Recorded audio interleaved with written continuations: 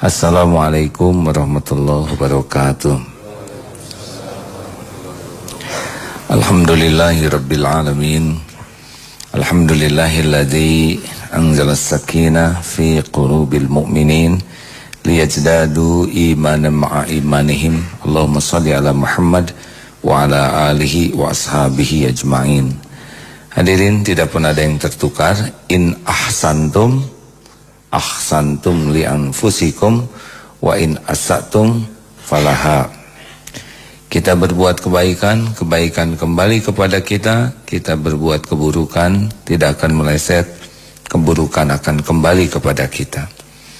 Jadi kitalah yang syariatnya paling bertanggung jawab. Kalau keburukan demi keburukan menimpa kita, tidak boleh menyalahkan siapapun selain dirinya sendiri. Ma asabaka min hasanatin faminallah wa ma asabaka min sayyiatin famin nafsik. Tak ada satupun kebaikan yang datang kecuali dari Allah, dan keburukan itu dari diri kita sendiri. Maka kalau kita sedang berbuat buruk, kita harus tahu bahwa kita sedang mencelakakan diri kita sendiri. Setiap kali kita berbuat maksiat dalam bentuk apapun, kita harus sadar bahwa saya sedang mencelakakan diri sendiri. Persis seperti menyimpan paku di tempat yang akan kita injak, menyimpan beling, menyimpan pisau. Begitulah kalau kita berbuat maksiat dan dosa, kita sedang mempersiapkan derita, celaka untuk diri kita sendiri.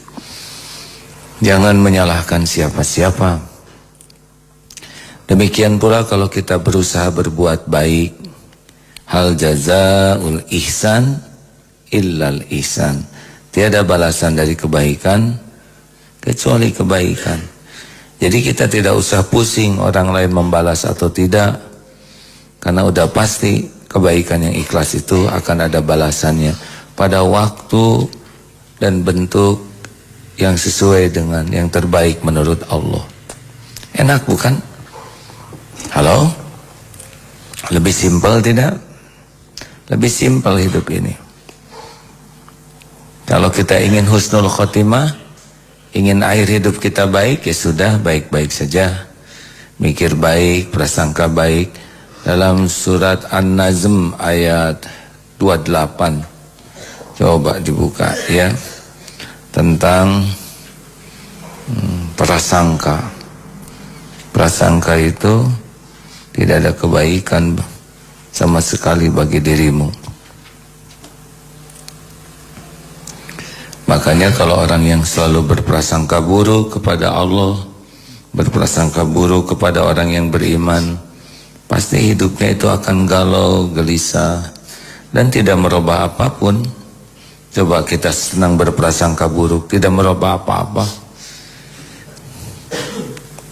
Kalau ingin hidup bahagia, berprasangka baik ke Allah, kemudian berprasangka baik kepada orang yang beriman, bicara baik, mikir baik, berbuat baik, baik-baik saja, karena hati baik. Gimana kalau kita berbuat baik dan orang tidak menghargai kebaikan kita? Ya nggak apa-apa. Kita kan berbuat baik bukan untuk dihargai orang. Kita berbuat baik karena itu yang disukai Allah. Selesai. Saya berbuat baik, jujur di kantor, malah dipecat. Memang dipecat jelek. Mendingan dipecat daripada kerja dan hasilnya tidak barokah. Dipecat boleh jadi Allah mau ngasih yang lebih barokah.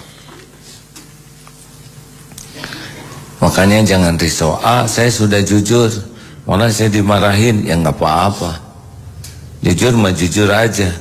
Tidak harus kalau kita jujur orang jadi beli, orang jadi percaya. Kita jujur bukan untuk dipercaya orang. Kita jujur karena itu yang disukai Allah. Pasti ada balasannya. Hanya bentuk dan waktunya suka-suka Allah. Enak gak sih hadirin? Kan yang capek itu adalah menuntut balasan dari makhluk. Yang bikin kita capek dalam hidup tuh, ingin orang ngelihat kebaikan kita, ingin orang mengakui kita udah berbuat baik, ingin orang membalas kebaikan kita, ingin orang berterima kasih, ingin orang mencatat, ingin orang menyebut-nyebut, mau apa? Hilang-hilangin pahala aja. Orang mah cuman sama-sama nebeng. Kalau ini kita belajar untuk terus merasuk ke dalam jiwa kita gitu ya. Kita latih terus sama-sama. Yang bicara juga sama lagi latihan, hadirin. Disebut-sebut supaya termotivasi. Jadi kalau kita latih terus, lepas gitu dari harapan makhluk, kita fokus aja berbuat yang terbaik.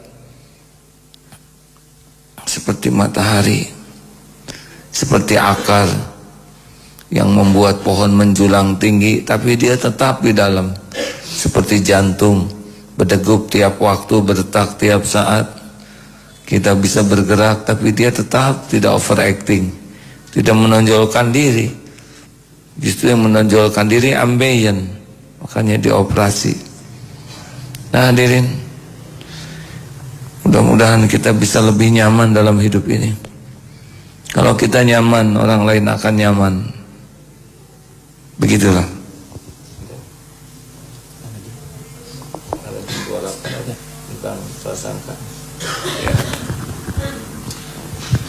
A'udzu billahi minasy syaithanir rajim. Bismillahirrahmanirrahim. Wa ma lahum bihi min 'ilm in yattabi'una illa adh-dhanna wa inna adh-dhanna la yughni minal haqqi syai'a.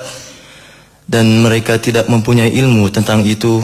Mereka tidak lain hanyalah mengikuti dugaan, dan sesungguhnya dugaan itu tidak berfaedah sedikit pun terhadap kebenaran.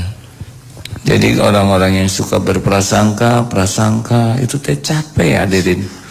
Kan ada Allah yang melihat, menguasai segalanya. Daripada kita sibuk suudon, lebih baik kita ngobrol ke Allah yang maha tahu apa yang terjadi. Betul? Baik, kajian kali ini tentang wasta'inu bis-sabri was-shalah. Jadi hidup ini pasti banyak masalah, sudah pasti itu. Masalah bukan bagian dari beban, tapi masalah adalah bagian dari karunia. Jangan berprasangka buruk terhadap masalah. Orang tanpa masalah adalah orang yang tidak dianggap punya iman. Masalah kita udah diukur semuanya oleh Allah. Benar, ada yang berat, ada yang neken sekali ke hati itu, ada yang aduh udah langsa gitu. Gak apa-apa, itu penggugur dosa. Lelangsanya kita menghadapi masalah itu sebanding dengan tingkat berpegangnya hati kita kepada selain Allah. Jadi kalau kita punya barang dan barang itu sangat kita sukai, nah ketika barang ini diambil pasti sakitnya luar biasa. Tapi ketika kita yakin ini barang titipan Allah dan ada waktunya nggak ada, nah itu akan lebih ringan. Makin kuat hati ini megang dengan dunia ini, harta, gelar, pangkat, jabatan orang dan sebagainya, makin capek hidup ini. Nah kalau kita ada masalah, kita harus tahu bahwa berat ringannya masalah itu tergantung Allah nolong kita atau tidak. Ini kunci ya. Karena semua makhluk la haula wala quwata illa billah. Kalau Allah nolong mudah, Allah tidak nolong susah gitu. Kalau Allah mudahkan pasti beres. Innama amruhu idza arada syai'an ayaqqula lahu kun fayakun.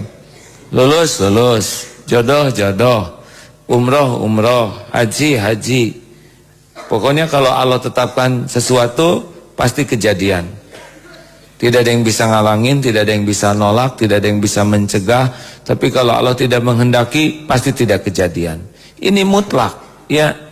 Tidak ada karunia yang bisa terjadi dengan izin Allah. Tidak ada musibah yang bisa menimpa kita tanpa izin Allah. Makhluk itu cuma jalan aja. Tidak ada dokter yang menyembuhkan. Yang menyembuhkan Allah. Dokter mengobati. Halo? Teruskan. Nah, jadi kalau ada masalah langsung otak kita tuh mikir gimana caranya supaya ditolong Allah. Nah, ada ini dalilnya, wasta'inu bis-sabri was-shalah. Silakan Ustaz. A'udzu billahi minasy syaithanir rajim. Bismillahirrahmanirrahim. Wasta'inu bis-sabri was-shalah wa innaha lakabiratun illa 'alal khashi'in alladzina yadhunnuna annahum mulaqu rabbihim wa annahum ilaihi raji'un. Dan mohonlah pertolongan kepada Allah dengan sabar dan solat. Dan solat itu sungguh berat kecuali bagi orang-orang yang khusyuk, yaitu mereka yang yakin bahwa mereka akan menemui Tuhannya dan bahwa mereka akan kembali kepadanya. Nah, jadi solat itu memang susah dijadikan pertolongan kalau orangnya tidak khusyuk. Nah, orang yang khusyuk ini adalah orang yang yakin. Nah, kita pasti mati, pasti udahan, dan pasti kembali ke Allah. Nah, hadirin, gimana nih supaya ditolong Allah lewat dalil ini? Jadi, sabar itu apa? Alladzina idza asabatkum musibah qalu inna lillahi wa inna ilaihi rajiun. Itu berikan kabar gembira bagi orang yang sabar, yaitu orang-orang yang ketika ditimpa musibah enggak ngomong apa-apa selain bicara qalu inna lillahi, ke Allah semuanya. Kami milik Allah, kami semua kembali ke Allah. Jadi kalau orang ditimpa sesuatu selain Allah yang diingatnya, susah sabar.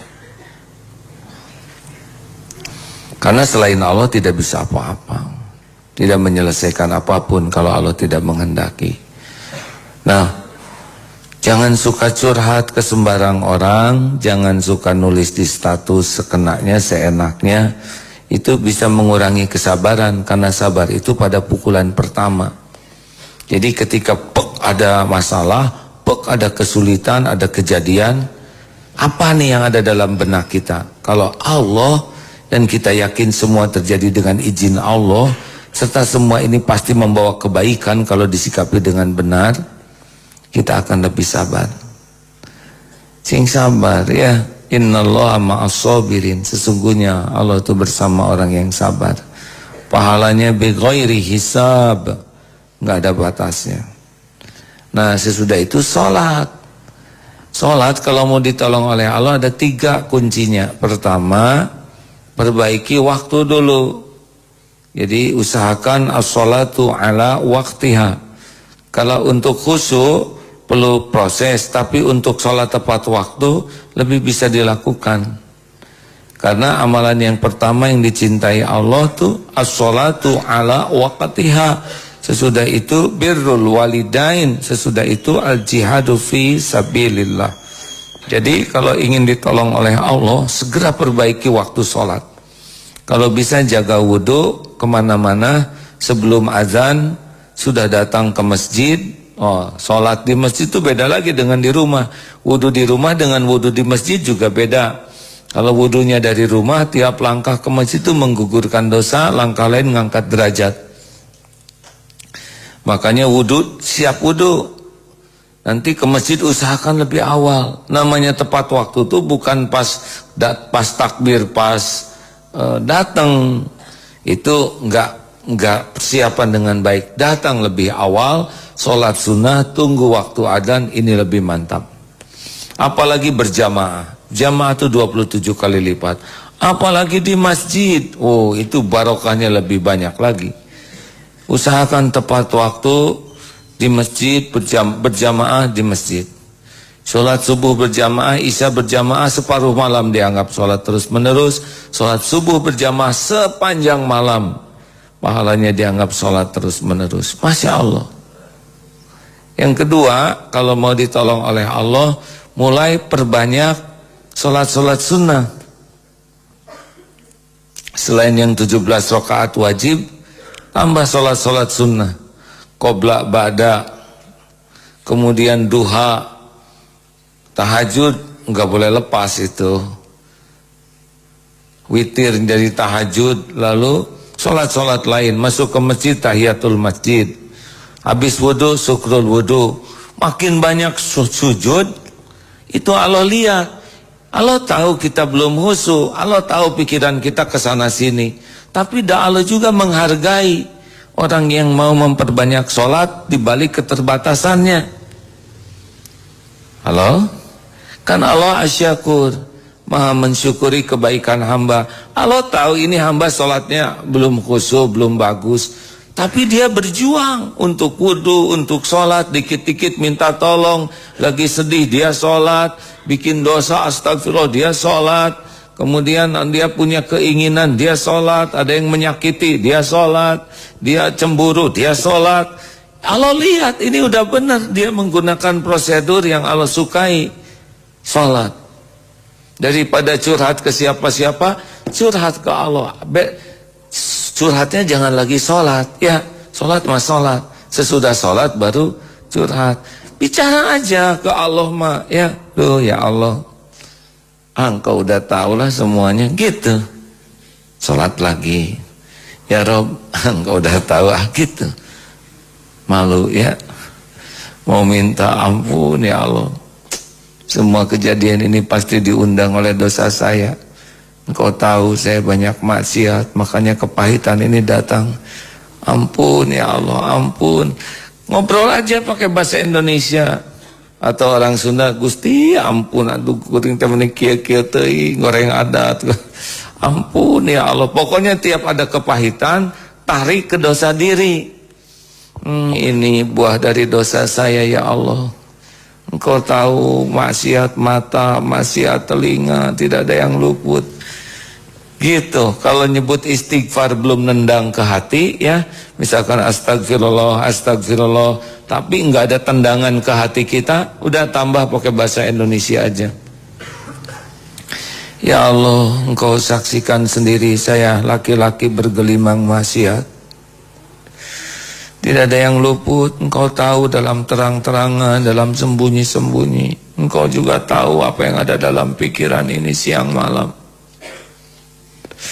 Engkau tahu saya jarang ingat padamu ya Allah. Bahkan dalam sholat juga tidak ingat.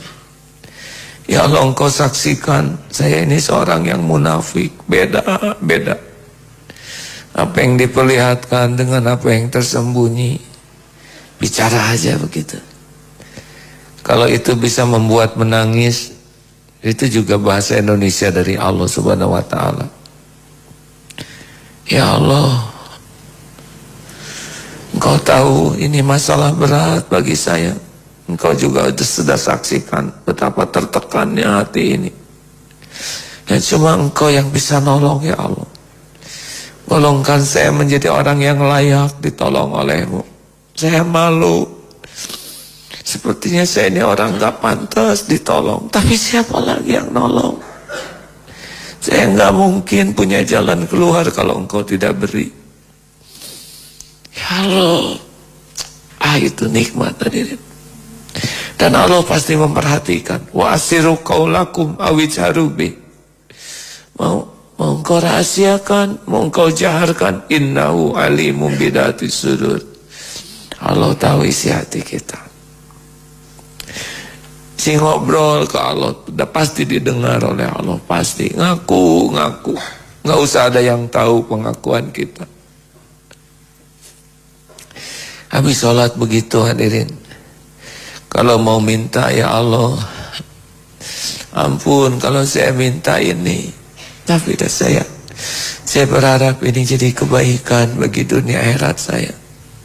Tolong ya Allah, cuma Engkau pemilik, penguasa. Jangan biarkan hati ini berharap dari siapapun. Selain cukup hanya dari-Mu ya Rabb. Hasbiyallahu la ilaha illahu alaihi tawakkaltu wa huwa rabbul arsyil azim.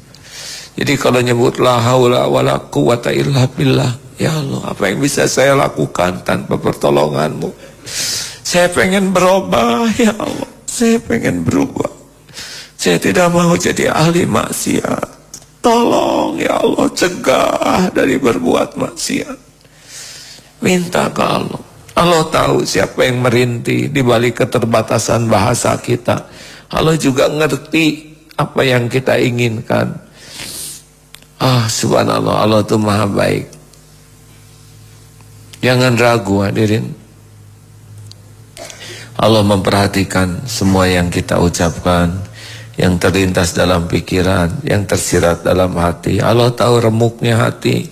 Allah juga tahu air mata yang menetes, mengalir, kejujuran, ngaku diri. Masya Allah. Dengan Allah itu maha baik. Sayang kita jarang sungguh-sungguh. Nah, yang ketiga, sesudah memperbanyak sholat sunnah, mari kita perbaiki sholat kita. Seperti yang seperti membuka brankas itu. Pokoknya kuncinya tumanina. Kalau sholat itu tenang ya. Jangan gerasa gerusu. Terutama kalau kita sholat sendirian, misal di kamar atau di mana yang sepi. Ya harum badan tuh ya. Tempat sujudnya juga kita harumkan supaya enak waktu sujud, bersih, rapi. Pakai adab juga kalau menggelar sajadah tuh jangan pakai kaki ya, tidak sopan. Allah kan melihat wudunya bagus, gosok gigi dulu. Allah melihat semua persiapan kita mau sholat. Pakai baju yang rapi, mau kena yang rapi. Kalau pakai harum-haruman yang proporsional, enak, tidak terlalu terang, tidak terlalu gelap, redup. Rasulullah pernah sholat dan kaki Aisyahnya karena agak rumahnya kecil. Mulai dengan tumanina, ya Allah saya ingin sholat khusyuk. Bilang aja. Kita tidak cuma Allah yang bisa membuat kita khusyuk. Ya Allah saya ingin sholat khusyuk. Hanya Engkau yang bisa nolong. Bilang aja. Tidak harus selalu bahasa Arab kalau kita belum paham. Allahu Akbar. Tuh enak. Bismillahirrahmanirrahim. Alhamdulillahi Rabbil Alamin. Ar-Rahmanir-Rahim. Sing enak, sing tartil sambil kita pahami dengan menyebut nama-Mu ya Allah. Segala puji, puja hanya untuk-Mu. Jadinya enak. Iyyaka na'budu wa iyyaka nasta'in. Tuh itu paling enak tuh. Kepadamu ya Allah kami mengabdi. Kepadamu kami minta tolong. Ihdinas siratal mustaqim. Tuh minta ditunjuki. Itu Fatihah aja sudah enak. Pas bacaan surat pendek terserah mau yang mana.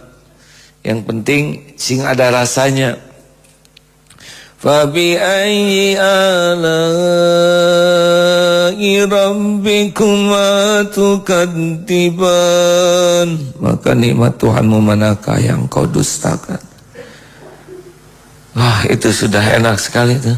Fabi ayyi ala'i rabbikuma tukadziban.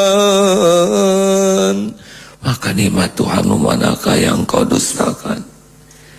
Apa-apa diulang-ulang beberapa kali sepanjang benar. Sampai merasuk, aduh nikmat mana lagi yang akan didustakan. Enak hadirin. Sholat itu enak. Begitu kata orang-orang yang sudah merasakannya. Allahu Akbar. Ruku sing enak. Ruku aduh tumanina. Ini Allah lagi memperhatikan saya ruku. Subhana rabbiyal azim. Ada beberapa bacaannya ya. Sami Allahu liman hamidah. Rabbana walakal hamd. Tenang. Allahu Akbar. Sujud yang enak. Si sujud itu ya, ini kita lagi saat paling dekat dengan Allah. Tidak ada saat paling dekat hamba dengan Tuhannya kecuali sedang sujud. Ini paling top lah. Nikmati kita telapak kaki, kening sama rendahnya di hadapan Subhana Rabbiyal A'la. Maha suci Engkau ya Allah, wahai yang maha tinggi, penguasa penggenggam jagat semesta. Tuh simpuh sujud yang enak, dan Allah tahu tuh siapa yang di sana boleh doa ya, doanya tapi dengan doa yang dicontohkan Nabi, tidak boleh pakai bahasa kita ya, dan jangan berlebih. Allahu Akbar. Nah, doa di antara dua sujud nggak boleh lepas karena ini paling komplit. Rabbighfirli, ya Allah ampuni saya, warhamni, sayangi saya ya Allah, sayangi saya, wajburni, ya Allah cukupi, warfani, angkat derajat saya ya Allah, warzuqni, cukupi ya Allah, limpahi rezeki yang halal barokah, wahdini, tuntun ya Allah, tuntun, tunjuki saya, wa'afini, sehatkan ya Rabb, sehatkan, wa'fu anni, maafkan, hapuskan ya Allah semua dosa saya. Allahu Akbar. Sujud yang enak. Masya Allah hadirin, itu Allah memperhatikan. Sayang ya, kalau lewat begitu saja sholat, padahal kita melakukannya. Padahal itu kuncinya pembuka pertolongan Allah. Kita kayak buka-buka kunci, gitu-gitu aja kuncinya diputar-putar, nggak dimasukin lubangnya. Kalaupun dimasukin lubangnya cuma dikotrek-kotrek seperti itu. Tidak ada yang kebuka. Kita melakukannya tiap waktu. Sayang sekali kalau kita tidak berusaha bersungguh-sungguh. Karena enggak ada yang bisa kita lakukan tanpa pertolongan Allah. Demi Allah, tidak adalah. Ikhtiar itu kalau tidak dibimbing Allah mah enggak ada apa-apanya. Wasta'inu bis-sabri was-shalah wa innaha lakabiratun illa 'alal khashiyin. Surat Al-Baqarah ayat 45. Sebetulnya ada surat lain juga berkaitan ini ya. Terima kasih rekan-rekan sekalian. Ya, mudah-mudahan dengan obrolan kita pagi ini saya juga makin berusaha sungguh-sungguh. Kita semua ya makin sungguh-sungguh memperbaiki sholat kita. Beratlah hidup tanpa ditolong Allah nggak bisa apa-apa. Nah, sekarang kita banyak khusyuk, pinjam uang khusyuk, ke orang khusyuk, ke Allah nggak khusyuk. Mau melamar khusyuk, padahal yang menentukan Allah. Diancam orang khusyuk, padahal yang melindungi Allah. Ayo kita lebih serius lagi kalau mau sholat.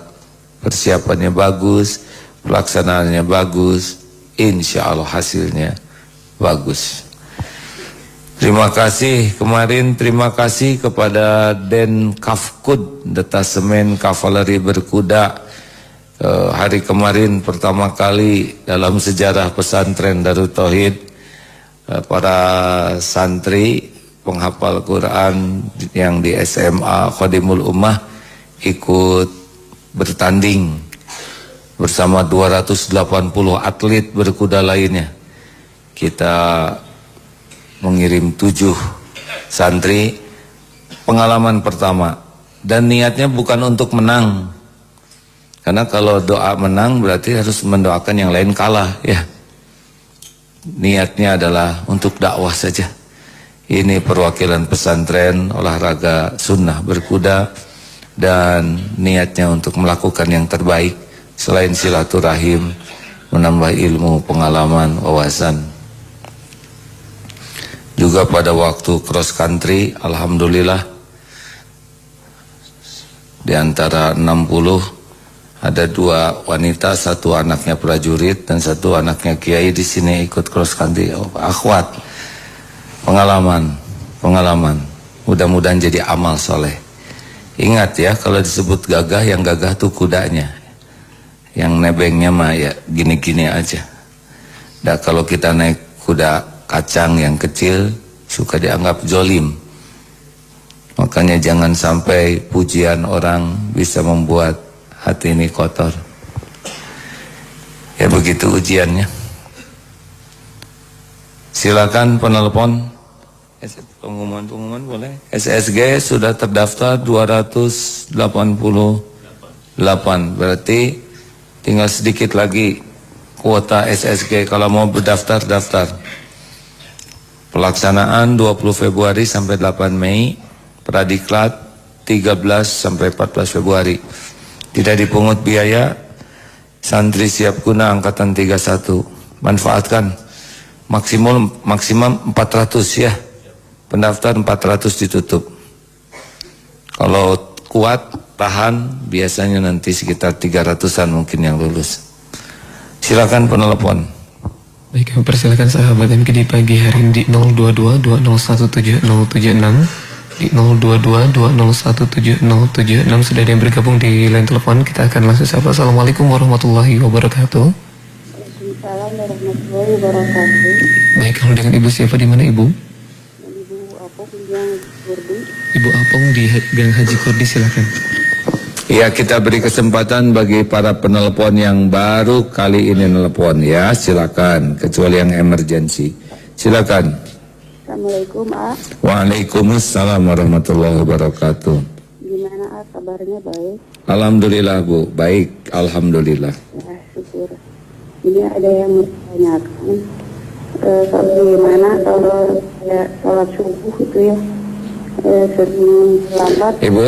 Ibu, Iya. suaranya kurang jelas, agak sedikit jauh dari mikrofon teleponnya, ya. Ya. Ini, A, masalah sholat subuh. Kalau ini tidurnya ya, sering kesiangan ya. Karena mungkin ya pengaruh suka minum obat penenang buat tidur. Dokter. Ya, tenang. Bisa dipahami enggak ini, Pak Operator? Alhamdulillah bisa. Bisa? Ya, insya Allah bisa. Oh ya, kesini agak kerusuk-kerusuk suaranya. Jadi gimana pertanyaannya, Dek? Bangun subuh suka kesiangan karena pengaruh obat dari penenang untuk tidur, A. Oh, Ibu subuhnya kesiangan pengaruh dari obat penenang. Ya, A. Diminum obat jam berapa, Bu? Minum jam 7. Jam berapa, Dek? 7. Setengah 7, A. Setengah 7. Iya. Terus tidurnya semalaman. Iya. Kalau tidak diminum obat penenang itu apa efeknya, Bu? Nggak bisa tidur, A. Nggak bisa tidur. Oh, itu obat tidur ya? Iya. Tiap malam minum obat itu? Tiap malam kata dokter ini jangan, katanya harus harus diminum. Tapi kadang-kadang sebenarnya jam 10. Halo, tenang. Kenapa bagian saya dengar rebek ya? Dek, gimana Acan Alabana? Baik, A. Tadi kalau beberapa hari pernah jam 10 pernah gitu, A. Jam 10 malam diminumnya. Akibatnya jam 10 pagi bangunnya. Enggak, jam 10 gitu. Ini teleponnya harus dikasih penenang, hadirin ya. Aduh, alhamdulillah. Kayak gimana? Ya, ada yang ngasih obat rendeman ini. Segala we jamaah tuh ya. Jadi sudah 2 malam ini sebelum tidur kaki direndam air hangat, lalu dikasih ada ramuan rempah-rempah, apalah namanya. Katanya kalau direndam begini 30 menit tidur berkualitas. Alhamdulillah tuh plus, gak mimpi apa-apa. Dan pas bangun alhamdulillah lebih segar. Pengen tahu ramuannya? Itu mahal deh lah, terus mending bobo biasa aja lah. Ramuannya mau wirid ya. Sebelum tidur baca Fatihah, ayat kursi, akhir surat Al-Baqarah. Terus zikir aja dan jangan mikir tidur. Jangan, wah jam segini saya belum tidur. Alah 11:30 belum tidur. Nah itu yang bikin stres tuh. Bilang aja begini, terserah padamu ya Allah. Kapan aja tidur, yang penting saya mah zikir. Zikir aja terus. Jadi jangan mikir tidur tidak tidur. Tapi nikmati ya Allah, ya Rahman, ya Rahim, ya Hayyu, ya Qayyum, subhanallah, walhamdulillah. Lah saja nanti tuh. Coba Bu, begitu, jangan suka lihat jam. Nanti gimana kalau ingin bangun, apa perlu kita tepuk bantal 3 kali, misalkan mau bangun jam 3, boleh ya tepuk bantal 3 kali. Kalau bantalnya gepeng, supaya bulat, tepuk-tepuk. Tapi yang paling penting adalah minta ke Allah dibangunkan tahajud. Beker boleh disetel-setel alarm juga. Syariat saja. Nanti bisa jadi sebelum alarm bunyi kita udah bangun. Allah lah yang membangunkan. Makanya dalilnya bagaimana? Alhamdulillahilladzi ahyana ba'dama amatana wa ilaihin nusyur. Silakan. Baik, sudah ada bergabung kembali ada sahabat Dara di Dago. Assalamualaikum warahmatullahi wabarakatuh. Waalaikumsalam warahmatullahi wabarakatuh. Baik, alhamdulillah, silakan sahabat Dara. Assalamualaikum, A. Waalaikumsalam warahmatullahi wabarakatuh. Begini, hari Jumat kemarin saya mendapat masalah seperti itu. Kemudian malamnya saya memikirkan masalah itu. Bagaimana? Senin kemarin dapat masalah, terus malamnya saya memikirkan terus masalah itu. Malamnya memikirkan masalah itu. Ya. Kemudian sampai jam 3 malam itu saya terbangun. Kemudian ingin tahajud niatnya gitu. Tapi karena berat, jadi kepala saya tuh berat memikirkan masalah itu, jadi saya tidak jadi melakukan tahajud seperti itu. Jadi dipikirin semalaman gitu. Iya. Beres enggak? Nah, tidak. Tidak, ya pasti. Jadi jadi dipikirin semalaman gitu. Terus ya, kejadian nggak yang dipikirin itu? Belum tahu karena itu kejadiannya hari Jumat, Sabtu Minggu saya nggak berhubungan lagi dengan masalah itu gitu. Baik. Tapi masih kepikiran sampai sekarang dan saya takut jangan-jangan gara-gara saya tidak tahajud itu masalahnya benar-benar terjadi. Ya ini memang kita tuh ada punya hobi ngarang ya. Kita kalau ada apa-apa tuh suka didramatisir, dipertegang, diperumit, dipergawat. Ujungnya kita tuh jadi pusing sendiri tuh bukan oleh masalahnya tapi oleh karangan kita. Dan seringkali itu tidak kejadian. Makanya gini teh, kalau udah mikir sesuatu langsung ambil air wudhu, sholat ya. Terus pasrahkan we ke Allah. Ya Hayyu ya Qayyum bi rahmatika astaghits wa asli li sya'ni kullah wa la takilni ila nafsi tarfata ainin. Pasrahkan ke Allah. Halo? Ya udah begitu. Alhamdulillah. Alhamdulillah saudaraku sekalian. Jangan suka larut dalam ngarang ya. Suka susah tidur ngarang tuh. Dan tidak selesai malam itu kecuali kita nambah pening, nambah masalah karena jadi jangar, vertigo, badan sakit-sakit. Udah pokoknya kalau udah nggak enak hati ambil wudhu, zikir aja. Dan nggak selesai dengan segala dipikirin tanpa minta tolong ke Allah. Fadkuruni adkurkum. Maka ingatlah padaku, aku ingat padamu. Jadi harus ke Allah dulu, nanti Allah yang ngatur pikiran kita. Apalagi kalau lagi cemburu, marah, jengkel gitu, udah berhenti mikir. Karena itu pasti jadi ngarang, ngaco ke sana sini dan tidak kejadian. Nanti kita jadi banyak prasangka dan prasangka itu tidak membawa kebenaran sedikit pun juga. Silakan. Baik, sudah ada bergabung kembali di line telepon, kita akan langsung sapa. Assalamualaikum warahmatullahi wabarakatuh. Waalaikumsalam. Baik, dengan Ibu siapa, di mana Ibu? Dari hamba Allah di Bandung. Ya, silakan Ibu. Ya. Assalamualaikum, A. Waalaikumsalam warahmatullahi wabarakatuh. Saya mau nanya, kan saya mahasiswi di Bandung, terus saya punya orang tua di Bogor. Nah, Tadi pagi saya dapat kabar dari ibu saya kalau misalnya ibu saya tuh mau ngambil pensiun karena mau jaga saya sama adik-adik saya yang bakal sekolah di Bandung semua. Cuman saya ngasih nasihat, kan bapak saya kerjanya di Bogor. Nah, apakah boleh ibu saya ke Bandung tapi suaminya di Bogor juga? Bapak umur berapa? Bapak umur berapa? Bapak umur 46. 46. Ibu? Ibu juga 46. 46. 46 tambah 46 sama dengan? Ya. 46 tambah 46 berapa? 92. Iya pasti. Kenapa jadi hitung-hitungan gini kita nih? Jadi begini deh. Ya. Memang yang paling bagus itu idealnya ngeriung ya. Ngeriung itu apa? Ngeriung itu adalah sejenis lingkaran ya.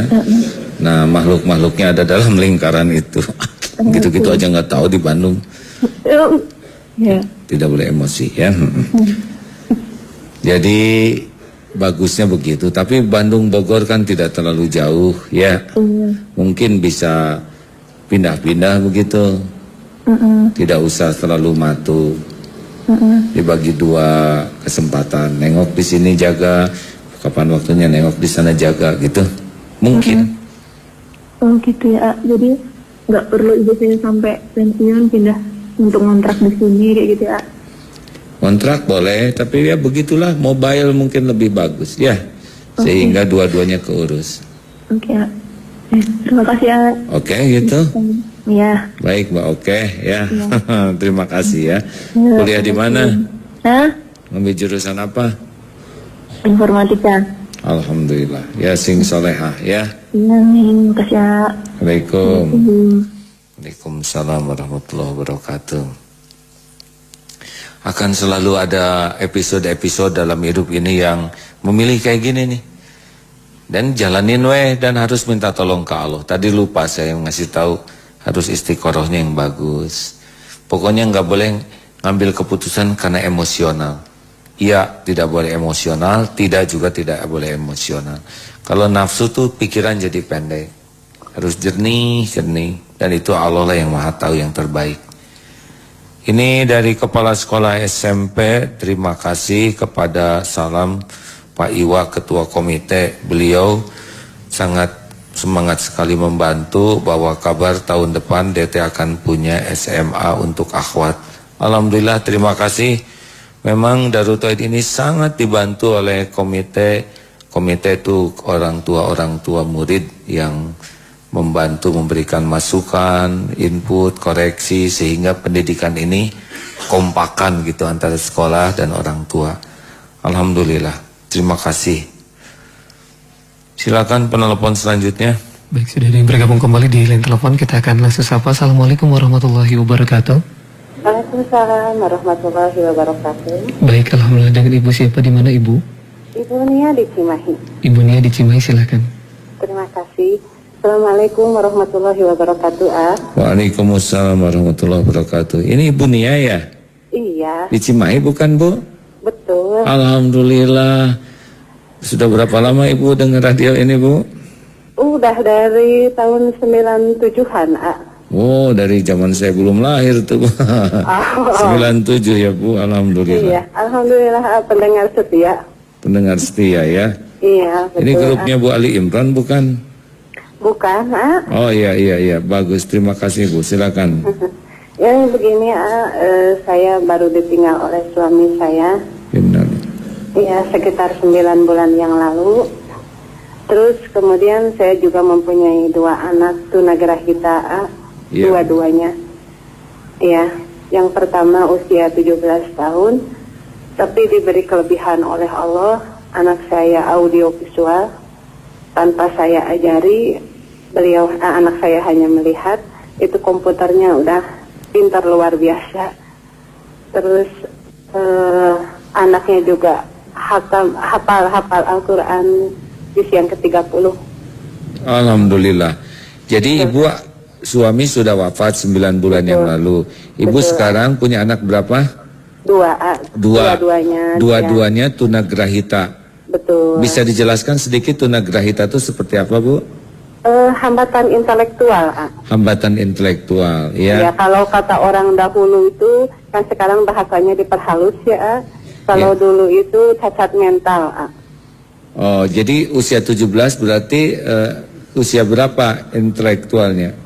Usia 17 kemampuan intelektualnya sekitar 12 tahun atau 13 tahun. Oh, delay 5 tahunan ya? Iya. Cuman kalau adanya kan itu tunagrahita sedang, itu setengah dari usianya. Sekarang usianya 13 tahun, tapi kemampuan berpikirnya baru 6 tahun setengah. Oh gitu, itu memang ada begitu berbeda-beda satu sama lain ya, Bu? Betul. Oh, AA-nya itu tunagrahita ringan. Iya, bisa belajar, baca, nulis, komputer juga bisa. Sekolahnya jadi gimana kalau begitu, Bu? Di SLB, Harus ada sekolah khusus ya? Iya, di SLB. Juga yang ujiannya itu apabila mereka itu marah tanpa sebab. Dengan tiba-tiba emosinya naik, emosinya tinggi gitu. Itu yang betul-betul menguji kesabaran saya. Mungkin ketika ada suami almarhum dan almarhum yang membuat saya keenakan ini, suami saya itu sangat memanjakan saya, maka ketika Allah mengambil beliau, mengambil haknya, saya oleng. Oleng, subhanallah. Berapa lama gitu. tuh, Bu, Ibu bisa menstabilkan dengan kepulangan suami? Sampai sekarang masih belajar saya adaptasi segala sendiri. Saya betul-betul sangat bergantung sekarang sama Allah. Minta tolong segalanya, betul-betul sama Allah gitu. Biasanya saya ada teman sharing dengan suami, apa-apa bicara dengan suami. Tapi ketika Allah mengambil suami saya yang menurut saya dan menurut orang-orang yang mengenalnya sangat soleh dan sangat baik. Masya Allah. Betul, sangat soleh dan sangat baik gitu. Ketika beliau meninggal juga, subhanallah, yang menyolatkan itu nggak berhenti sampai sudah 2 minggu beliau meninggal, itu masih ada yang menyolatkan di makam. Masya Allah. Betul. Baik. Gitu. Ya. Ibu, bagaimana Ibu melihat kepergian suami dan 2 anak yang seperti keadaan sekarang? Apa yang Ibu pikirkan? Iya, ketika suami saya masih ada, saya berusaha bersyukur dianugerahi 2 anak ini ya. Saya menganggap ini adalah surga saya. Dan ketika suami saya diambil oleh Allah, Allah mengambil haknya, otomatis pertama saya kehilangan pegangan. Pertama-tama saya, ya Allah, apa yang harus saya lakukan tanpa suami saya? Itu yang pertama saya bingung gitu. Tapi saya istighfar terus, lebih berusaha mendekatkan diri lagi kepada Allah. Walaupun itu perlu perjuangan, perlu proses gitu. Tapi saya sedikit demi sedikit, apalagi kemarin alhamdulillah saya baru pulang umroh.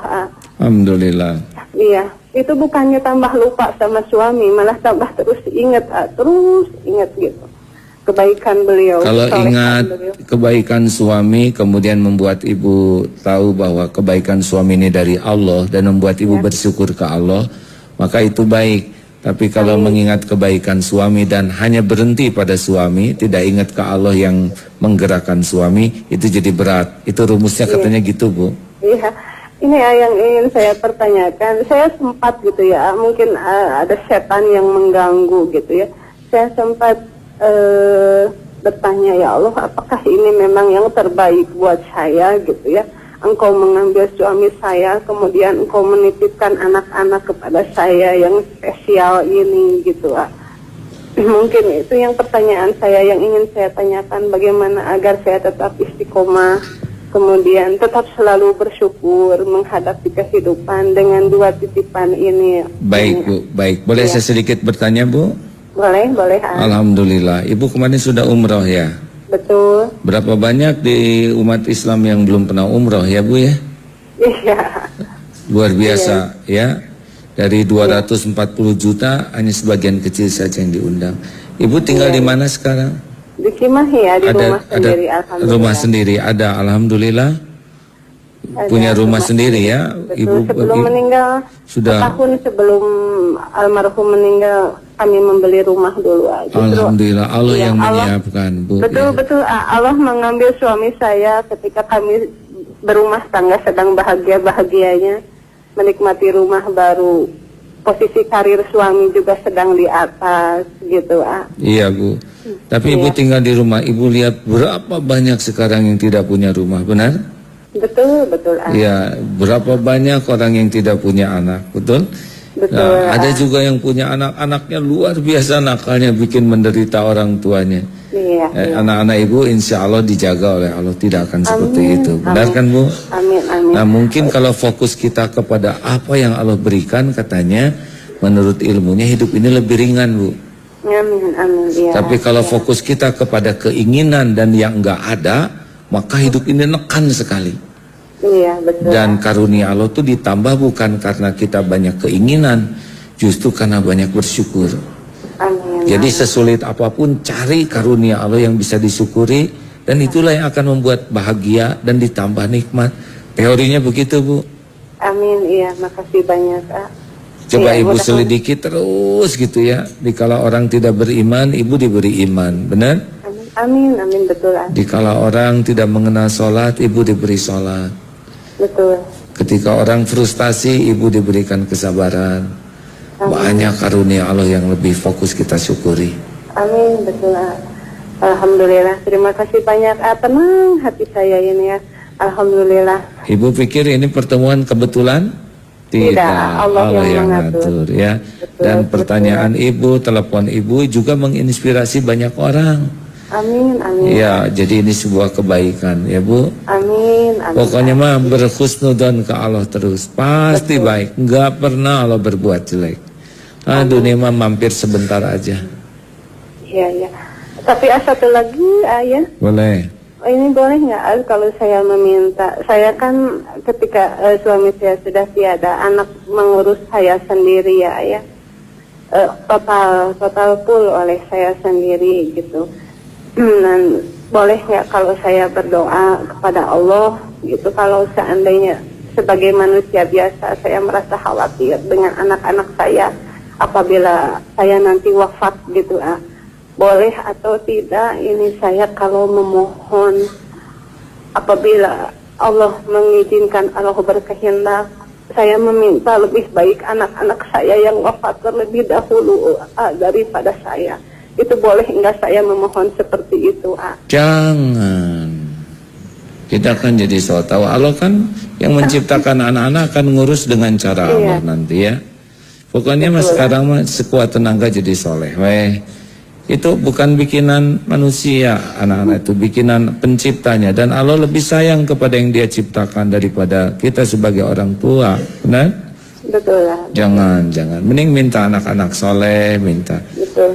Jangan terlalu jauh mikirnya. Allah, itu yang saya takutkan. Gitu, ya jangan.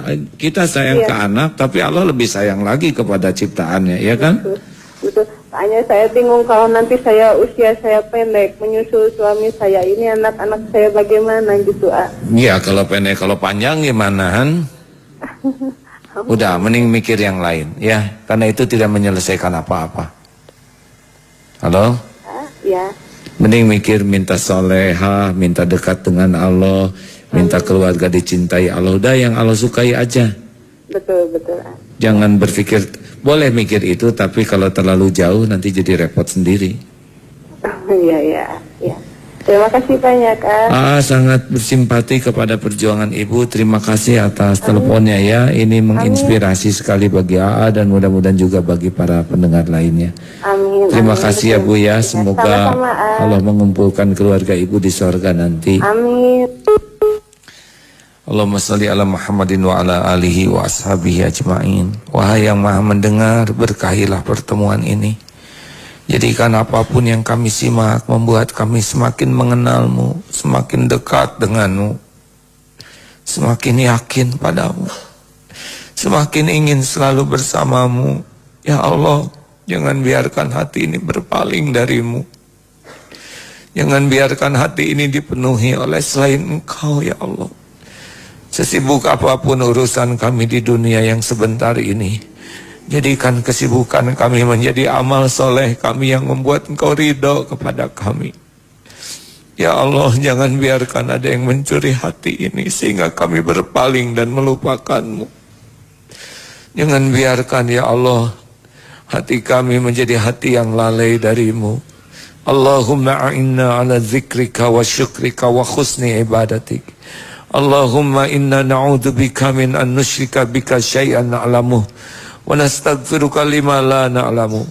La haula wa la quwata illa billah. Berkahi ya Allah pertemuan ini. Tolonglah saudara kami yang sedang dirundung kesusahan, masalah, sakit, dan apapun yang membuatnya susah, mudahkan ya Allah dengan kemudahan yang disyukuri. Rabbana atina min ladunka rahmah wa hayyi lana min amrina rasyada.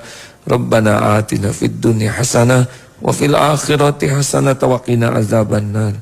Amin ya rabbal alamin. Terima kasih seluruhnya. Assalamualaikum warahmatullahi wabarakatuh. Waalaikumsalam warahmatullahi wabarakatuh.